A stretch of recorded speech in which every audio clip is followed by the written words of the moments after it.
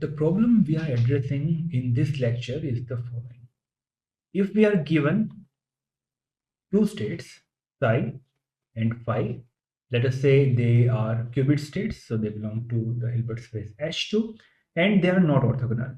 It means psi phi inner product is not zero. Let us call it to be alpha, which is a complex number. Now, can we design a setup in which such that we can distinguish between the states psi and phi? So the problem can be stated like this. We have an ensemble of quantum systems, and each of that quantum system is either in the state psi or in the state phi. And when the quantum system is given to us, we need to tell whether the state of the system was psi or phi. If they were orthogonal states, then we could have chosen a measurement basis as psi and psi orthogonal, and then we could have easily tell whether the input state was psi or it's orthogonal. But here it is not the case. So the state of the ensemble, which has a 50% probability of getting state psi and 50% phi, the initial state of that can be written as a mixed state, half times psi in a outer product psi and phi phi. This is the initial state of the ensemble. Now we need to find a experimental setup such that we perform measurement and we get a click in the plus side or minus side, and by looking at those clicks we can tell whether it's a state psi or phi. There are some restrictions and some conditions of this whole measurement setting, that the result or the outcome or the distinguishability whether the input state was psi or phi can be probabilistic, but it should be unambiguous. So it means for a given input quantum system, we can say the state is either psi or phi, or the results are inconclusive. It shouldn't be that we call the state to be psi, but it was not psi. So that's ambiguity. So the result should be unambiguous, but it can be probabilistic. So the first attempt can be the following. Let us design an experimental setting such that the basis in which we are performing measurement is the psi and psi orthogonal. So if the input state is psi, then it will click in the psi, in the plus click, and if the input state is phi, then it can click in plus or minus. So from here we can see that whenever we get a click in minus, this is the minus output, or whenever we get a click in minus, then we know for sure it was state phi. But when we get click in plus, then it can be psi or phi. So from this measurement setting, we can be sure when it is when the click is in the minus, so we know it's a state phi. But when the click is in plus, then we do not know whether it was in the state phi or psi. And the success rate will be the psi orthogonal rho psi orthogonal. So whenever there is a click in psi bar psi orthogonal, then that is a successful case. This will be psi orthogonal phi mod.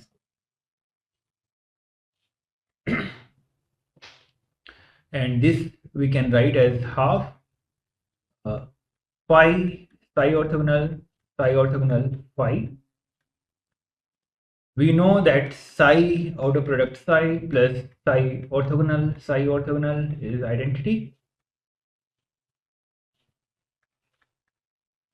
It means we can write psi bar as identity minus psi. Hence, this can be written as half times phi minus psi mod square. So we get PS to be half times 1 minus phi psi mod square, which was alpha mod square. If we assume psi to be cos of theta over 2, sine of theta over 2, and phi to be cos of theta over 2 minus sine of theta over 2. This is just single parameterization of the two states, psi and phi. They are, you can see they are not orthogonal. In fact, psi phi is cos of theta. So alpha is cos of theta.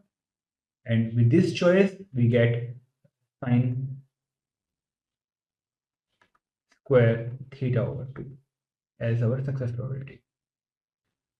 We will get the same result if we choose a measurement basis which is phi and phi orthogonal. So because there is basically no difference between psi and phi, and the success probability we get is sine square theta over 2 in such kind of situations. Now, till now we have employed only the projective measurement in a basis which will give us unambiguous result, but only with sine square theta over 2 success rate. Now, can we do better than this when we go to POVMs? So this is what we will explore next.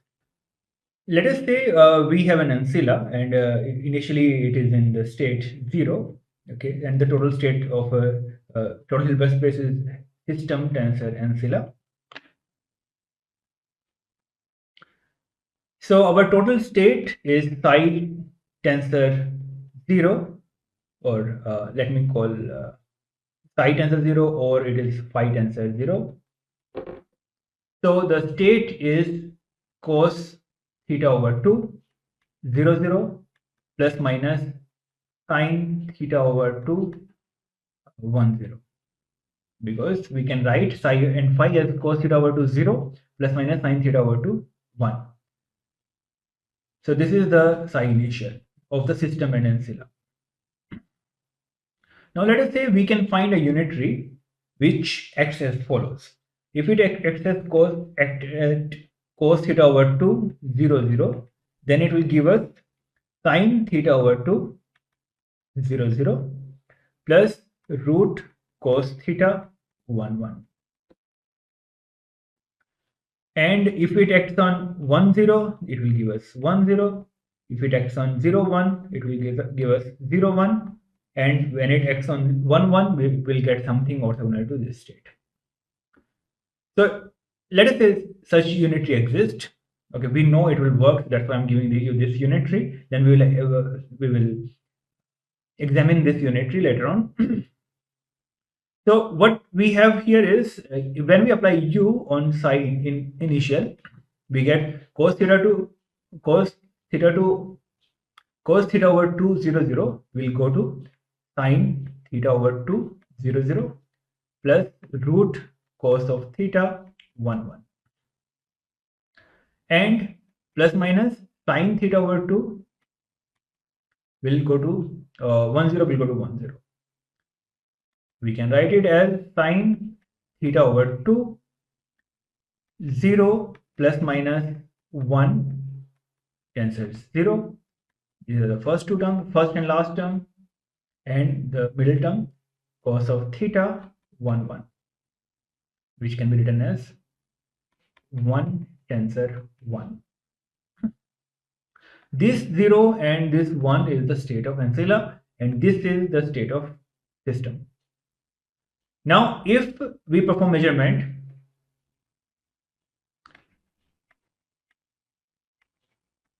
on ancilla, then we can get 0 or 1.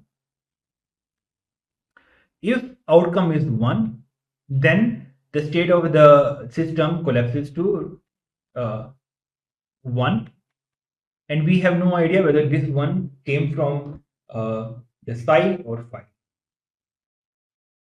If the ancilla is in 1, then system also goes to 1. But if the ancilla is in 0, then the system goes to sine theta over 2 is the overall factor. So we multiply it with root 2 and divide it by root 2. So then the system collapses to 0 plus minus 1 over root 2. This is normalized state. And the plus sign is for psi and the minus sign is for phi. Now, if we perform, once we have 0 in the ancilla, then the system, we can perform the measurement on the system in the 0 plus minus 1 over root 2 basis. These are orthonormal basis. And then if we get 0 plus 1, then we know it was psi. And if we get 0 minus 1, then it was phi. So in that way, once the ancilla collapses to 0, we have already succeeded. Then we can figure out what was the state of what was the input state. So here the probability that the probability of failure is when we get 1 in the ancilla. So the probability of failure is cos of theta, and probability of success will be 1 minus cos of theta, which becomes 2 sine square theta over 2. If we remember that the probability of success from the projective measurement was sine square theta over 2, and that can be written as 4 sine square theta over 2 cos square theta over 2 over 2. That becomes 2 sine square theta over 2 times cos square theta over 2. So the probability of success, the sine square theta over 2, which we got from the projective measurement, that is a factor cos square theta over 2 smaller than the probability of success we got in this new method of performing measurement. So if we look at it carefully, what we have done is we had a system and we wanted to distinguish between the two non-orthogonal states of that system. We couple it with another ancilla, and the coupling unitary we found by some hit and trial method to be some strange unitary, and that unitary is giving us the probability of success to be a significantly larger number than the one we got from the projective measurement.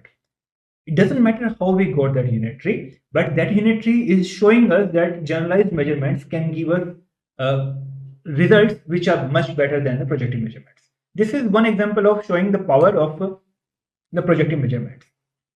Now, how to arrive at this thing? We can look at we can revisit our concepts of the POVMs. So let us say we consider a POVM with the first effect to be some number A times psi orthogonal, because we saw that psi orthogonal gives us the information about phi and phi orthogonal gives us the information about psi. So and there is no difference between psi and phi for us, they are on equal footing for us. Then we can assume the first effect as some number A times psi bar. We'll figure out what this A is, and the second POVM or second effect as A times phi orthogonal, and third is identity minus E1 minus E2. Now we have to choose A in such a way that E3 is positive, E3 is rank 1, and if we have those things, then we can figure out the success probability and stuff like that. Now psi we have chosen to be cos of theta over 2, sine of theta over 2. From here we can write psi bar, which is orthogonal to psi, to be sine of theta over 2 and minus cos of theta over 2. Similarly, phi is cos of theta over 2 minus sine of theta over 2. From here we can write phi bar to be sine of theta over 2 minus cos of theta over 2. We can check that psi bar is orthogonal to psi and phi bar is orthogonal to phi. So from here we can write E1 as A times sine square theta over 2 cos square theta over 2 sine theta over 2 cos theta over 2 minus and sine theta over 2 cos theta over 2 with minus sign, and 2 will be with plus sign. Same, just these off-diagonal elements are having different signs. So E3, which is identity 1001, minus E1 minus E2. So plus or minus a times, when we add these two, we get 2 sine square theta over 2, 2 cos square theta over 2, 0, 0. So we get 1 minus 2a sine square theta over 2 and 1 minus 2a cos square theta over 2. Now, hypothetically, our setup is such that, formally, our setup is such that we have our density matrix going in, and output are the three measurement outcomes, that is E1, E2, E3. We know when E1 clicked, and E1 was just psi orthogonal, then the input state was phi. When E2 clicks, which is the phi orthogonal, then the input state was psi.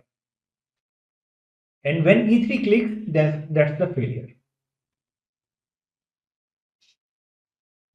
So the probability of E3, that is expectation value of E3, will be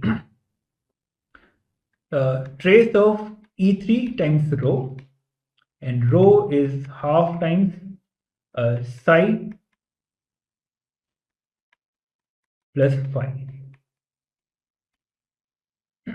And it turns out to be, so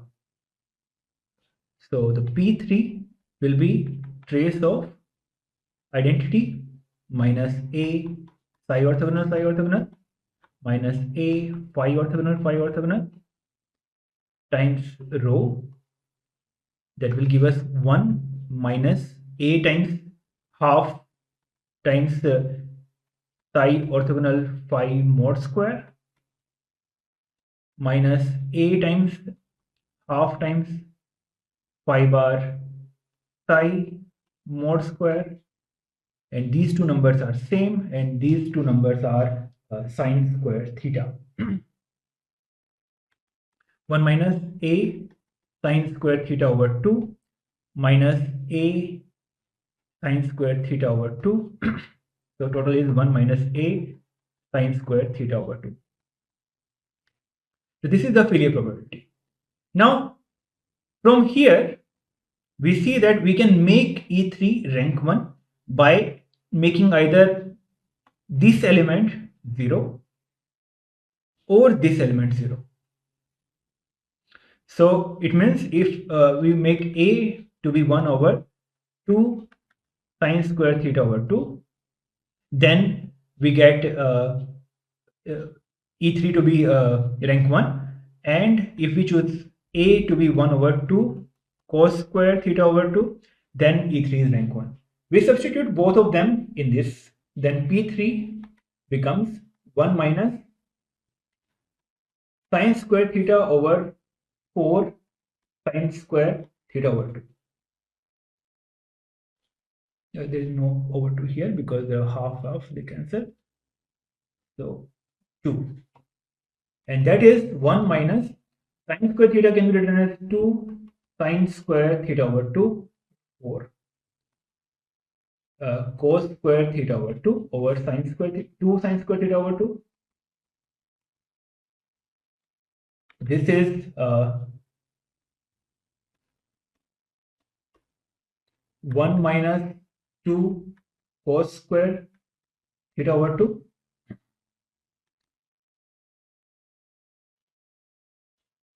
If we choose a to be 1 over 2 cos square theta over 2, then P3 becomes 1 minus sine square theta over 2 cos square theta over 2, that will give us 1 minus 2 sine square theta over 2, that will be cos theta, and that will be minus cos theta.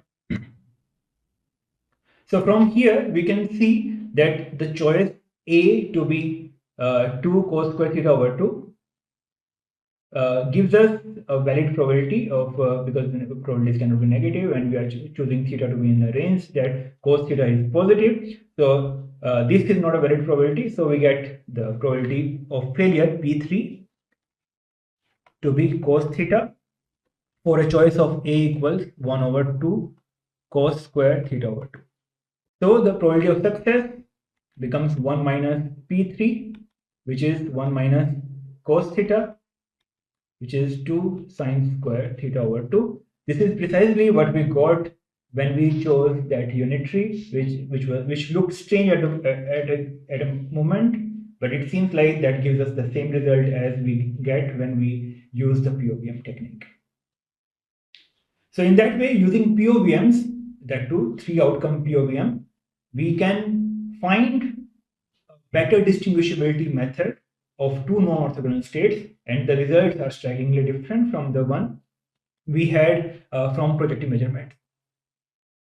We can implement here, if we just look at this POVM what we used, it is very interesting that E1, which is A, which was 1 over 2 cos square theta over 2 bar psi bar, E2, which is 1 over 2 cos square theta over 2 phi bar, E3, which is 1 minus 1 over 2 cos square theta over 2 psi bar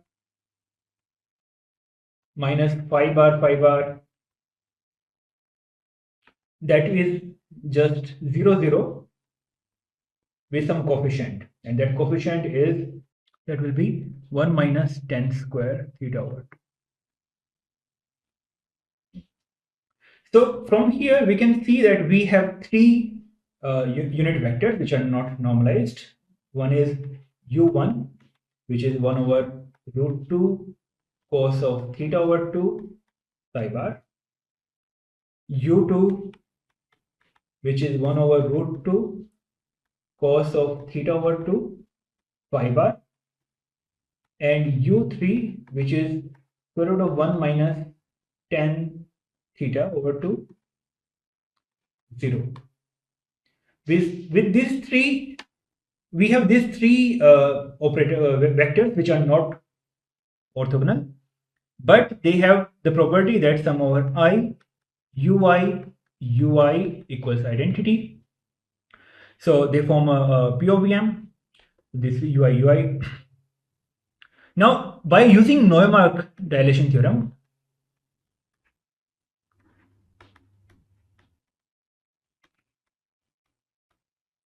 we should be able to construct three-dimensional vectors which are extension of the u1, u2, u3 in such a way that they form an orthogonal basis. So omega I we can make as ui direct sum ci. Ci will be just a number because we already have two-dimensional vector. We want to make it three-dimensional vector, and in such a way we choose ci in such a way that these ui's, wi's are orthogonal basis. And this remains an exercise. For this given set of ui's, find ci's in such a way wi becomes orthonormal basis. Now, if we extend our Hilbert space of two vectors, two dimensions, to three dimensions, and perform measurement with wi in wi basis, then we will get the same result what we discussed in two different cases here. One with the unitary acting on the system and ancilla, and other in terms of the POVM. And in this way, we can use generalized measurements to improve the distinguishability of non-orthogonal states.